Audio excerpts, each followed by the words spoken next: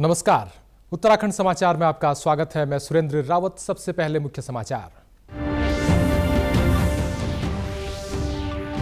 लोकसभा ने वक्फ संशोधन विधेयक 2025 किया पारित। गृह मंत्री अमित शाह ने कहा, विधेयक का उद्देश्य वक्फ संपत्तियों का प्रबंधन सुधारना और मुस्लिम महिलाओं की स्थिति में सुधार लाना है।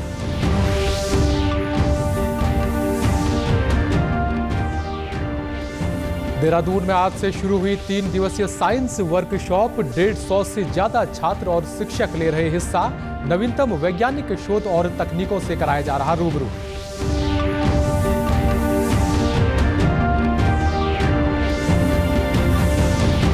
और कुट्टू के आटे की बिक्री को लेकर उत्तराखंड सरकार ने नई गाइडलाइन की जारी। अब सिर्फ सील बंद पैकेट में आटा बेच सकेंगे वैध लाइसेंस धारक।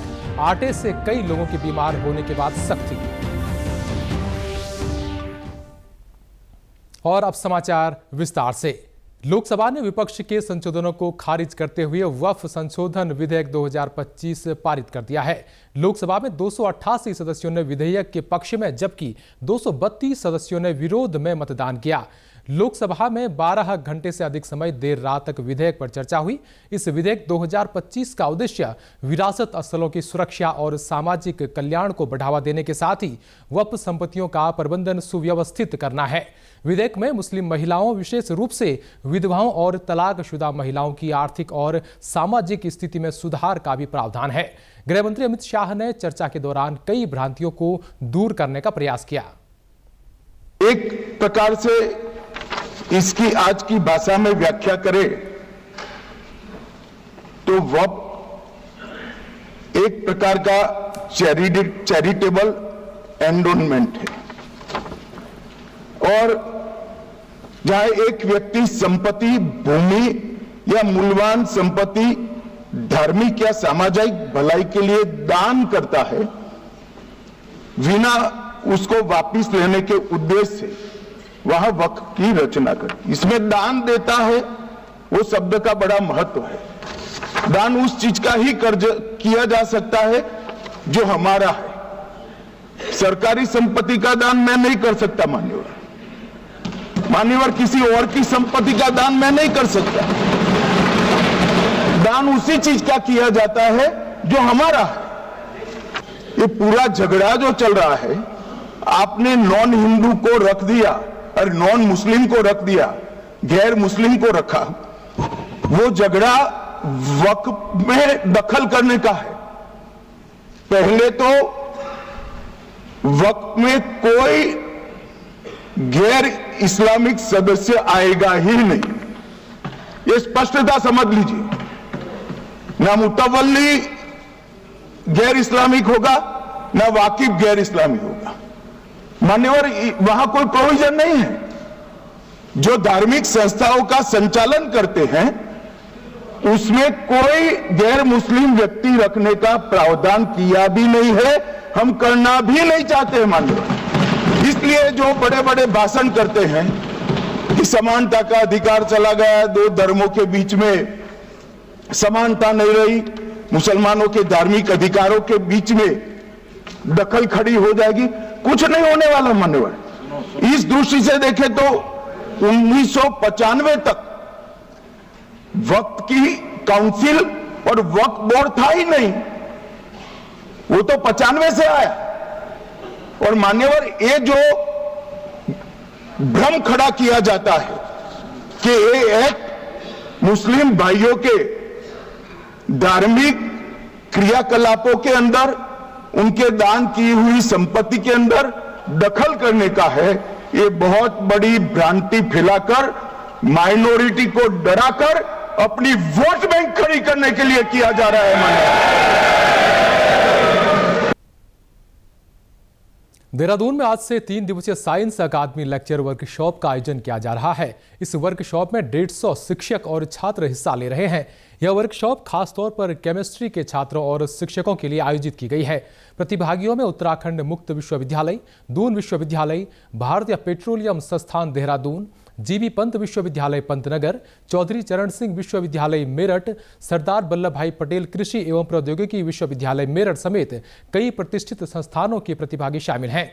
इस वर्कशॉप का मकसद छात्रों और शिक्षकों को नवीनतम वैज्ञानिक शोध और तकनीकों से रूबरू कराना है। यह वर्कशॉप में ये आसपास का कॉलेज यूनिवर्सिटी का लगभग 150 स्टूडेंट्स और टीचर्स आए हैं। 6 रिसोर्स पर्सन्स है, सब दो लेक्चर देंगे ये आज, कल और परसों तक।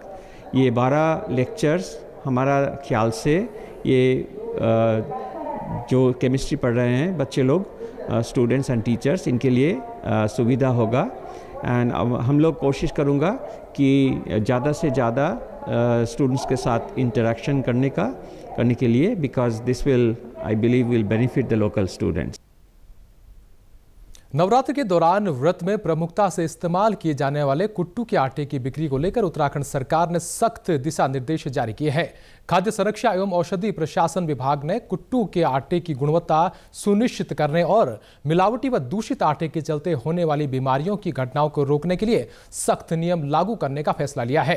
स्वास्थ्य सचिव ने कहा कि मुख्यमंत्री पुष्कर सिंह धामी के दिशा निर्देशों पर राज्य में कुट्टू के आटे की बिक्री को लेकर नई गाइडलाइन जारी कर दी गई है। स्वास्थ्य विभाग द्वारा जारी निर्देशों के अनुसार अब कोई भी खाद्य कारोबारी खुले में कुट्टू का आटा नहीं बेच सकेगा। इसकी बिक्री सिर्फ सीलबंद पैकेटों में ही की जाएगी।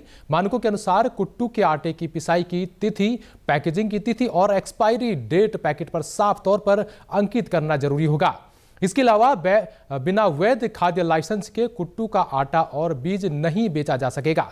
गौरतलब है कि बीते दिनों कुट्टू का आटा खाने से कई लोग बीमार हो गए थे, जिसके बाद कुट्टू के आटे की जांच में कई नमूने असुरक्षित पाए गए। इसको लेकर अब सरकार ने सख्ती से नियम लागू कर दिए हैं। मसूरी नगर पालिका की बोर्ड बैठक में 61 प्रस्ताव रखे गए, जिन्हें सर्वसम्मति से पास कर दिया गया। इस बैठक में 2025-26 का बजट भी प्रस्तुत किया गया, जिस पर सभी ने सहमति जताई। बजट के दौरान नगर पालिका की लीज पर दी गई भूमियों के रखरखाव को लेकर कई महत्वपूर्ण मुद्दे उठे। पालिका अध्यक्ष मीरा सकलानी ने इस पर आपत्ति जताई और कहा कि लीज धारकों को ही संपत्तियों का रखरखाव करना चाहिए। बैठक में पालिका प्रशासन के द्वारा किए गए खर्चों पर भी सवाल उठाए गए और मीरा सकलानी ने आरोप लगाया कि पिछली बोर्ड के कार्यकाल में बड़े घोटाले हुए हैं। उन्होंने अधिकारियों को स्पष्ट निर्देश दिए कि किसी भी प्रकार की अनियमितता बर्दाश्त नहीं की जाएगी और इसके खिलाफ सख्त कार्रवाई की जाएगी। बैठक में मसूरी गांधी चौक पर वेंडर जोन बनाने और मसूरी माल रोड पर गोल्फ कार्ट के संचालन को लेकर भी चर्चा की गई। माल रोड पर शाम 5 बजे से रात 10 बजे तक गोल्फ कार्ट के संचालन पर प्रतिबंध लगाया गया है। इसके अलावा नगर पालिका ने नियमों का उल्लंघन करने वालों पर जुर्माना राशि बढ़ाने का भी निर्णय लिया है। पालिका की जो संपत्तियां हैं जो लीज पे दी गई, एग्रीमेंट में बहुत साफ तरीके से कहा गया है कि इसके रखरखाव की जिम्मेदारी संबंधित ठेकेदार की तो होनी चाहिए। अब संबंधित ठेकेदार पालिका को बिल दे रहा है और पालिका उसको पे कर रही है, तो इसका मतलब कुछ ना कुछ गड़बड़ है।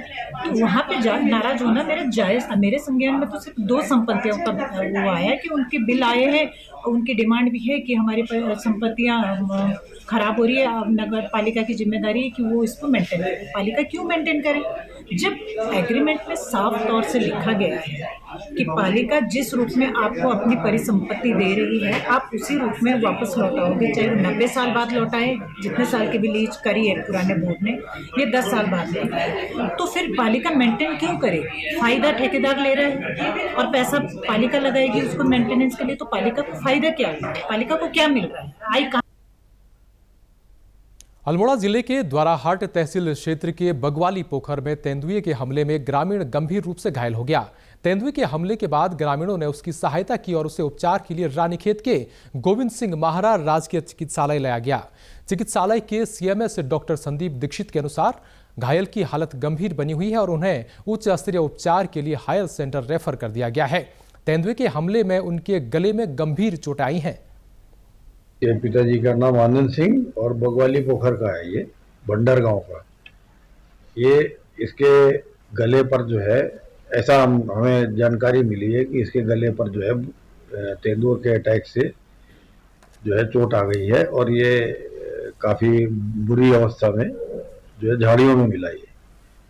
और उसके पश्चात जो है इसको कुछ लोग लेकर के आए, तो हमने प्राथमिक उपचार भी दिया। अपने यहाँ के जो हमारी विशेषज्ञ चिकित्सक हैं डॉक्टर तोसी जनार्दन ENT सर्जन, उनको हमने सर्वप्रथम दिखाया कि जो है इसमें क्या हो सकता है, तो तुरंत ही उन्होंने ये राय दी कि इसको जो है इसमें कुछ स्पेशल सर्जरी की आवश्यकता है, जिसे तो इसको जो है हायर सेंटर भेजना अति आवश्यक है। इसी के साथ अभी तक के समाचार समाप्त हुए। दूरदर्शन समाचारों से जुड़े रहें। मिलते हैं फिर शाम 5 बजे के बुलेटिन में। नमस्कार।